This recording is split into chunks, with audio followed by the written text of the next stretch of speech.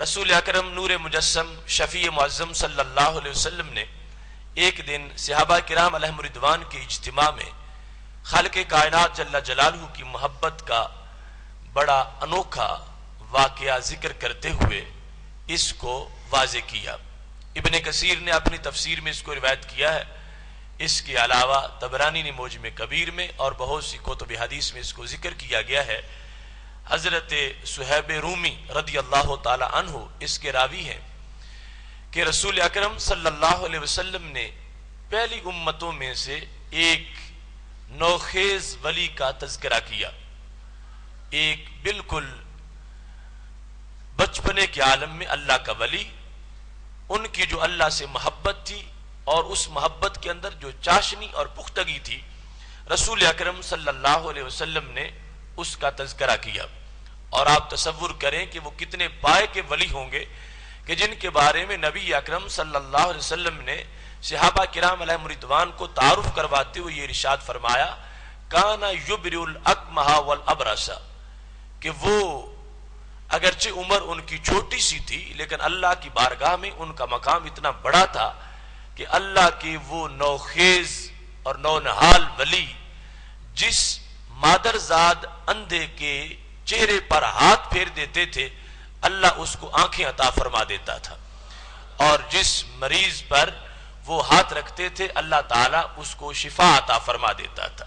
اتنا بڑا مقام و مرتبہ اللہ تعالیٰ کے دربار میں اس ولی کا تھا، اور ان کا اظہار بھی ایسے ہی ہوا کہ ایک قافلہ میں وہ موجود تھے اور سامنے شیر تھا اور کوئی شخص آگے گزر نہیں سکتا تھا، قافلہ والے جب سارے پریشان تھے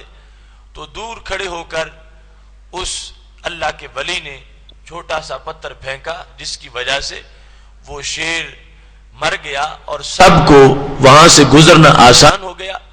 اور اس کے بعد بات چلتی گئی اس وقت کا جو حکمران تھا وہ بڑا ہی فاسق و فاجر تھا، بلکہ اس نے اپنی الوہیت کا اعلان کر رکھا تھا۔ رسول اکرم صلی اللہ علیہ وسلم فرماتے ہیں وہ اللہ کے مقابلے میں اپنے آپ کو معبود قرار دیتا تھا۔ اس کے وزراء میں سے ایک شخص جب نابینا ہو گیا تو اس کو کسی نے بتایا کہ ایک اللہ کا ولی ہے، وہ ہاتھ پھیرتا ہے تو آنکھیں درست ہو جاتی ہیں۔ لہذا وہ وزیر جب اس ولی کے پاس پہنچا اور کہنے لگا کہ اتنے قافلے، اتنے اونٹ میں اپنی طرف سے ہیرے جواہرات پیش کروں گا، آپ میری آنکھوں کا علاج کر دیں۔ اللہ کے ولی نے کہا مجھے تیرے ان نذرانوں کی کوئی ضرورت نہیں۔ بہرحال انہوں نے ہاتھ رکھا تو اس وزیر کی آنکھیں روشن ہو گئیں۔ اس طرح بادشاہ کے قرب میں اللہ کے اس ولی کا چرچا جب پہنچا تو بادشاہ نے اس کو اپنے لیے ایک خطرہ سمجھا کہ اگر یہ حق پرست یوں ہی آگے اس کی تشہیر ہوتی گئی تو خلق خدا اس کی طرف مائل ہو جائے گی اور پھر جو یہ پیغام دے گا لوگ اس کو تسلیم کر لیں گے، جس کے نتیجہ میں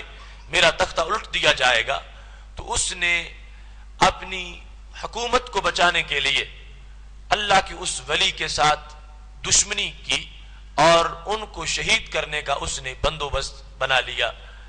رسول اکرم صلی اللہ علیہ وسلم ارشاد فرماتے ہیں کہ جب اس بچے کو گرفتار کیا گیا تو بادشاہ نے اس سے یہ سوال کیا اَلَكَ رَبٌّ غیری، کیا میرے سوا تیرا کوئی اور رب ہے؟ یہ بڑا عجیب سوال تھا، یعنی اس بادشاہ کو اپنے رب ہونے پر اتنا گمنڈ تھا کہ پوچھنے لگا کیا میرے سوا تیرا کوئی اور رب ہے؟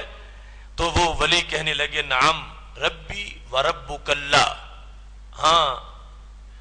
صرف میرا ہی نہیں تیرا رب بھی وہ ہے جس کو اللہ کہا جاتا ہے، میرا رب بھی اللہ ہے اور تیرا رب بھی اللہ ہے۔ میں اس کا کلمہ پڑھتا ہوں اور اس کی محبت میں جیتا ہوں، اور اس کی محبت نے مجھے یہ انعام دیا ہے کہ میں نے اپنی زندگی کے کچھ لمحات اس کے قرب میں گزارے ہیں اور اس کی عبادت میں مصروف رہا ہوں۔ اب یہ شان اللہ نے میرے ہاتھوں کو عطا کر دی ہے کہ میں ہاتھ پھیرتا ہوں، بیماریاں دور ہو جاتی ہیں، اور یہاں تک کہ اندھوں کی آنکھیں اللہ کی دی ہوئی توفیق سے میرے ہاتھ کی برکت سے روشن ہو جاتی ہیں۔ جس وقت اس بادشاہ نے دیکھا کہ یہ بالکل اس پر کوئی گھبراہٹ طاری نہیں ہوئی اور یہ میرے سامنے بھی اپنے رب کی بات کر رہا ہے، تو اس نے یہ منصوبہ بنایا کہ کسی طرح اس شخص کو راستے سے ہٹایا جائے. تو اس نے ایک خصوصی ٹیم ترتیب دی اور کہا کہ اس بچے کو پہاڑ پر لے جاؤ، جب تم چوٹی کے اوپر پہنچ جاؤ تو وہاں جا کر اس کو نیچے گرا دو، تاکہ نیچے آنے تک اس کی ہڈیاں بھی سلامت نہ رہے، اور یہ جو میری سلطنت کے اندر معاذ اللہ ایک فتنہ پیدا کرنا چاہتا ہے، میں اپنی حکومت کو اس سے بچا سکوں. رسول اکرم نور مجسم شفیع معظم صلی اللہ علیہ وسلم ارشاد فرماتے ہیں، جب اس بچے کو لے کر حکومت کے سپاہی پہاڑ پہ چڑھ گئے، جب چوٹی پر جا کر اس کو گرانے لگے تو فوراً اللہ کے ولی نے اپنا رابطہ اپنے رب کے دربار سے بحال کیا، اور ان کی زبان پر یہ لفظ آ گئے، اللہم اکفنیہم بما شئتا، اے اللہ یہ اپنی تدبیر کر رہے ہیں اور مجھے ہلاک کرنے کے لیے، اور میرا سب کچھ تو ہے، تو میں اگر تو راضی ہے اس پر کہ مجھے یہاں سے گرا دیا جائے تو ٹھیک ہے، ورنہ جو تو تیری مشیت ہے تو میرے لیے کافی ہو جا. یہ اپنا کام کر رہے ہیں، تو اپنی قدرت کا اظہار کر دے. جس وقت اس بچے نے یہ دعا کی تو پہاڑ پر لرزہ طاری ہو گیا، اس انداز میں کہ وہ بچہ تو سلامت رہا اور جتنے اس کو گرانے کے لیے پہاڑ پہ چڑھے تھے سارے نیچے گرے اور ان کے پرخچے اڑ گئے اور سارے کے سارے موت کے منہ میں پہنچ گئے. وہ بچہ مسکراتا ہوا پہاڑ سے نیچے اتر آیا اور اس نے شہر کا رخ کیا. بادشاہ کو انتظار تھا کہ ابھی وہ میری ٹیم واپس آتی ہے اور میرے سپاہی آ کے بتاتے ہیں کہ وہ کیسے گرا، کیسے اس کی ہڈیاں ٹوٹیں اور کیسے اس کی جان نکلی. لیکن اس نے دیکھا تو حیران رہ گیا کہ وہ بچہ صحیح سلامت واپس پہنچ گیا ہے. اس نے پوچھا تو اس اللہ کے ولی نے جواب دیا کہ جو میرے ساتھ گئے تھے وہ سارے تو ہلاک ہو گئے اور مجھے میرے رب نے محفوظ رکھا ہے. بادشاہ کے لیے پھر یہ بات بڑی خطرناک تھی کہ میں نے اپنے فوجیوں کو کہا تھا کہ اس کو مار دو، یہ بچ گیا اور وہ مر گئے ہیں، اب اس سے مزید اس کا پلڑا بھاری ہو گیا ہے. اس نے ایک نئی ٹیم تشکیل دی اور کہنے لگا اب اس کو ایک کشتی پہ سوار کر لو اور سمندر کے درمیان میں پہنچ کر اس کو کشتی سے دھکا دے دو تاکہ یہ ڈوب جائے اور تم واپس آ جاؤ. جب اس کو لے کر اس بادشاہ کے سپاہی سمندر کے وسط میں پہنچ گئے، رسول اکرم صلی اللہ علیہ وسلم ارشاد فرماتے ہیں سپاہیوں نے اس ولی کو پکڑ لیا اور اس کو کشتی سے نیچے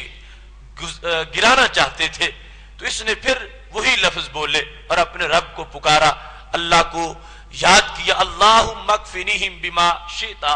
اے اللہ جو تیری مشیت ہے اس کے لحاظ سے تو ان کے مقابلے میں میرے لیے کافی ہو جا، میں تجھے پکار رہا ہوں. اے اللہ یہ تیری محبت کی وجہ سے میرے دشمن بن گئے ہیں اور مجھے یہاں گرانے کے لیے آ گئے ہیں. جس وقت اللہ کے اس ولی نے پھر یہ دعا کی تو وہ کشتی اس انداز میں کھولے کھانے لگی کہ اللہ کا ولی کشتی میں محفوظ رہا اور جتنے لوگ اس کو گرانے کے لیے گئے تھے سارے کے سارے دریا میں غرق ہو گئے، ڈوب گئے، اور وہ سلامتی کے ساتھ پھر ساحل پہ واپس پہنچ گئے. جب اللہ کا وہ عظیم ولی سلامتی کے ساتھ پھر انہوں نے شہر کا رخ کیا تو اب بادشاہ کو پھر بڑی تشویش ہوئی کہ یہ کیسا انسان ہے کہ جو میری تدبیر اور حملوں کے باوجود یہ مار ہی نہیں رہا. اسے یہ خبر نہیں تھی کہ اس کا رب کتنی قدرتوں والا ہے اور اس کا اللہ اس کی کیسی حفاظت کر رہا ہے اور اس کا اللہ کتنا وہ قادر مطلق ہے اور اس کے حکم کے سامنے کسی کا کوئی بس چلتا ہی نہیں. اس بادشاہ کو تعجب تھا اور ابھی مزید سوچ رہا تھا کہ میں اس بندے کو کیسے راستے سے ہٹاؤں. یہ اس طرح ہی اگر آگے بڑھتا رہا تو اس کے جو الفاظ کی تاثیر ہے وہ میری رعایا پر اثر کر جائے گی اور لوگ اس کے خدا کو ماننا شروع کر دیں گے. وہ ایسا سوچ رہا تھا کہ اللہ کے اس ولی نے بادشاہ سے کہا کہ تم مجھے کبھی بھی مار نہیں سکتے یہاں تک کہ وہ طریقہ اپنا لو جو میں تجھے بتاتا ہوں. تو بادشاہ بڑا خوش ہوا کہ یہ خود ہی مجھے اپنے مرنے کا طریقہ بتا رہا ہے. تو اللہ کے اس ولی نے کہا کہ ساری سلطنت کے عوام کو ایک میدان میں اکٹھا کر لو اور وہاں وہاں مجھے ایک ستون پہ کھڑا کر دو، اور مجھے وہاں کھڑا کرنے کے بعد اپنے ترکش سے ایک تیر نکالو، اور اس تیر کو جب تم کمان میں رکھو تو چلانے سے پہلے ساتھ تم یہ لفظ بولو، بسم اللہ رب الغلام، اس بچے کے رب کے نام کے ساتھ میں تیر مارتا ہوں۔ جب تم میرے اللہ کا نام لے کر مجھے تم تیر مارو گے تو پھر میری شہادت ہو جائے گی، ورنہ اگر تم مجھے جس طرح بھی راستے سے ہٹانے کی کوشش کرو گے، میرا رب مجھے اس طرح نہیں مرنے دے گا۔ اور یہ میری محبت ہے کہ اگر میرے رب کے نام پر مجھے تیر لگے گا تو اس سے جتنی مجھے لذت ملے گی اس کا تم اندازہ نہیں کر سکتے، اور اس میں میرا مقصد بھی جس طرح پورا ہو سکے گا اس کا بھی تمہیں اندازہ نہیں کہ میں اپنی جان پیش کر کے اپنے پیغام کو کس انداز میں آگے پہنچاؤں گا۔ لہذا مختصر الفاظ میں وہ اللہ کے ولی یہ کہنے لگے کہ تم ترکش سے تیر نکالو اور تیر میرے رب کے نام پر مجھے مارو، اور تیر مارتے وقت اپنی زبان سے یہ لفظ بولو، بسم اللہ رب الغلام، اس بچے کا جو رب ہے میں اس اللہ کے نام کے ساتھ یہ تیر مارتا ہوں۔ بادشاہ نے کہا یہ تو ہم فوراً کرتے ہیں۔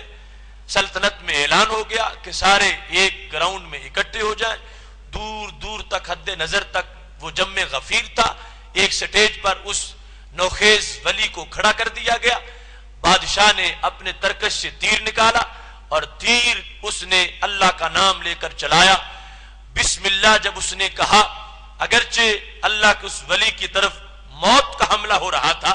لیکن ان کو بڑی لذت آ رہی تھی کہ جو اپنے زمانے میں خود اپنے الہ ہونے کے دعوے کر رہا تھا، اگرچہ میں تو دنیا سے جا رہا ہوں مگر اسی کی زبان سے اپنے رب کا نام نکلوا رہا ہوں، وہ میرے رب کے نام کو مان رہا ہے اور میرے رب کا نام لے کر مجھے تیر مار رہا ہے۔ لہٰذا وہ ولی لذت محسوس کر رہے ہیں کہ اس میں کوئی حرج نہیں، جان تو نکلے گی لیکن اس انداز میں نکلے گی کہ جو میرے رب کا باغی بنا ہوا تھا اور زبان پر لفظ اللہ لانے نہیں چاہتا تھا، میں اپنی جان دے دوں گا مگر اس کی زبان سے اپنے رب کا مقدس نام جب میں نکلتا سنوں گا تو اس سے میرے لیے موت کی تلخی بھی مٹھاس میں تبدیل ہو جائے گی۔ اس بھرے مجمع کے اندر جس وقت بادشاہ نے تیر نکالا اور بسم اللہ پڑھ کے اس کو مارا تو وہ اس بچے کے اس کان پٹی پہ آ کے جب لگا، یہاں پر جس وقت وہ تیر لگا تو انہوں نے اپنا ہاتھ اٹھا کے یہاں رکھا اور اس کے ساتھ ہی جام شہادت نوش کر لیا۔ جس وقت مجمع عام نے دیکھا کہ یہ بچہ اس بادشاہ سے مرتا ہی نہیں تھا، اس نے پہاڑ پر بھی چڑھایا تھا پھر بھی یہ بچ گیا، اور اس نے سمندر میں گرانے کی کوشش کی تھی پھر بھی بچ گیا، اور اب اس کو جب مارا گیا ہے تو سارے مجمع میں یہ آواز دی گئی ہے بسم اللہ ورب الغلام۔ تو جب یہ آواز گونجی ادھر اس بچے کی شہادت ہو رہی تھی اور ادھر پورا مجمع یہ نعرہ لگا رہا تھا، آمنا برب الغلام، ہم اس بچے کے رب پر ایمان لے آئے ہیں۔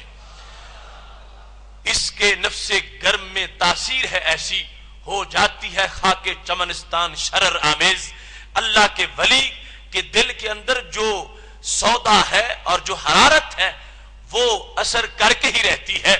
انہوں نے کہاں ایک ایک کو پکڑ کر اللہ کا پیغام دینا تھا اور اللہ کی محبت کا پیغام بانٹنا تھا اور لوگوں کو اللہ کی توحید کی طرف قائل کرنا تھا، کہاں بادشاہ نے سب کو ایک ہی جگہ اکٹھا کر دیا۔ اب اگرچہ ان کا تو خون بہ رہا تھا مگر سب نے جب یہ دیکھا کہ یہ بادشاہ جو ہمیں کہتا تھا کہ مجھے سجدہ کرو اور اپنے رب ہونے کے دعوے کرتا تھا، آج اس بچے کے رب کا نام لے رہا ہے، تو پھر سچا تو وہی رب ہے جو اس بچے کا رب ہے جس کے اندر اتنے کمالات ہیں۔ تو سب نے بیک آواز کہا